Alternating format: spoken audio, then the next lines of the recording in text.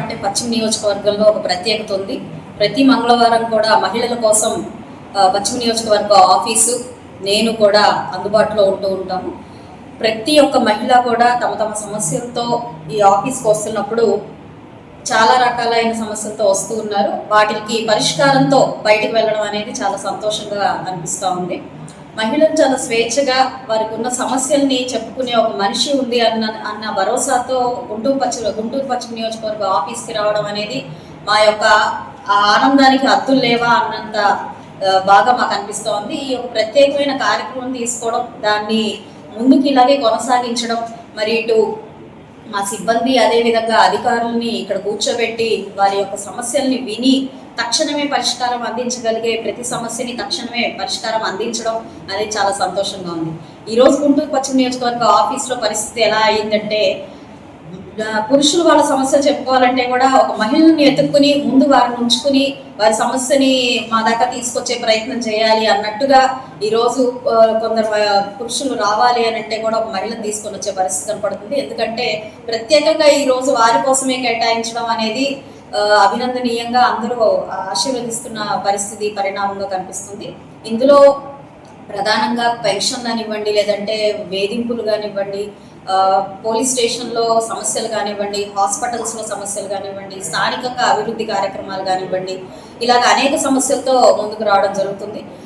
ముఖ్యంగా మనకి క్యాడర్ అంటే మహిళా నాయకురాళ్ళు ఎవరైతే ఉన్నారో వాళ్ళందరూ కూడా ఈ వారం రోజుల పాటు కంప్లీట్గా కాన్స్టిట్యున్సీ అంతా కూడా తిరిగి వాళ్ళు ప్రజల్లోకి వెళ్ళి సమస్యల్ని తీసుకొని వాళ్ళు మా దృష్టికి తీసుకురావడం అనేది చాలా చాలా అభినందనీయమైన విషయంగా నేను భావిస్తున్నాను. ఎందుకంటే ఇప్పటిదాకా కూడా నాయకులు, డివిజన్ ప్రెసిడెంట్లు, కార్పొరేటర్లు మాత్రమే ఒక ఎమ్మెల్యేని డైరెక్ట్గా కలిసి వాళ్ళ సమస్యలను చెప్పుకొని పరిష్కారం చూపించుకొని వెళ్ళేవాళ్ళు. అయితే ఇప్పుడు కార్యకర్తలతో సహా కూడా ఇక్కడికి రావడం, వారి సమస్యలను చాలా స్వేచ్ఛగా చెప్పుకోవడం, వాటికి పరిష్కార మార్గాన్ని చూసి వెళ్ళడం అనేది స్వాగతిస్తున్న కార్యక్రమం. ఇది ఇలాగే గుంటూరు పశ్చిమ నియోజకవర్గంలో కొనసాగుతుంది. మహిళల యొక్క సమస్యలు అన్నీ కూడా సాధ్యమైనంత మేరకు పరిష్కరించి వారి మనసుల్లో వాళ్ళ కళ్ళల్లో ఆనందాన్ని చూడటమే నా యొక్క ముఖ్య లక్ష్యంగా ఈ యొక్క మహిళా గ్రీవియన్స్ని ఏర్పాటు చేసి ముందుకు వెళ్తూ ఉన్నాను. అందరూ దీనికి ఆశీర్వదిస్తున్నారు. ఇందాక మా సోదరులు జనసేన పార్టీ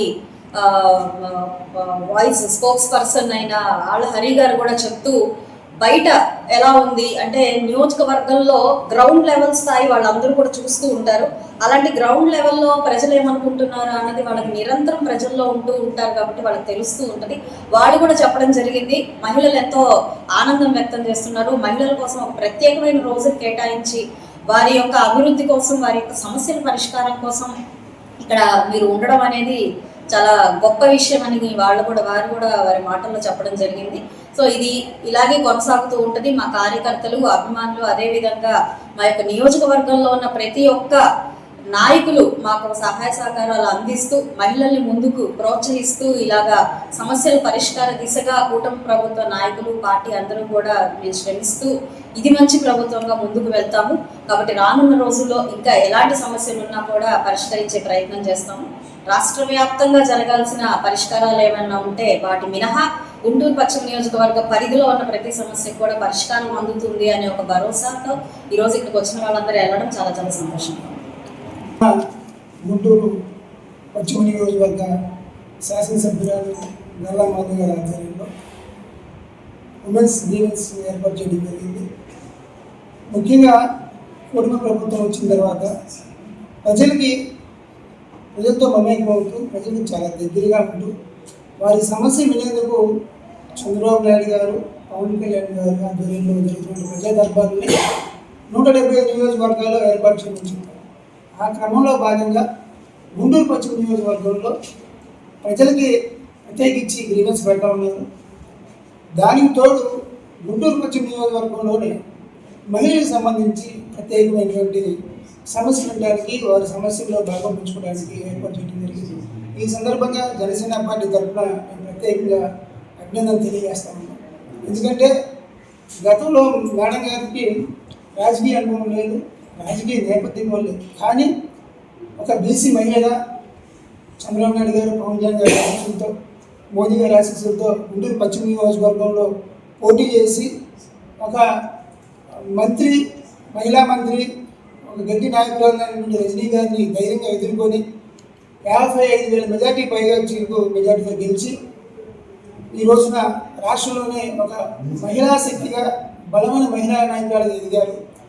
ఎవరైతే తనకి ఇంత గౌరవాన్ని, ఇంత మెజార్టీని ఇచ్చారో ఆ ప్రజల రుణాన్ని తీర్చుకునేందుకు ఆమె ప్రతి క్షణం గర్వపడతా ఉన్నారు.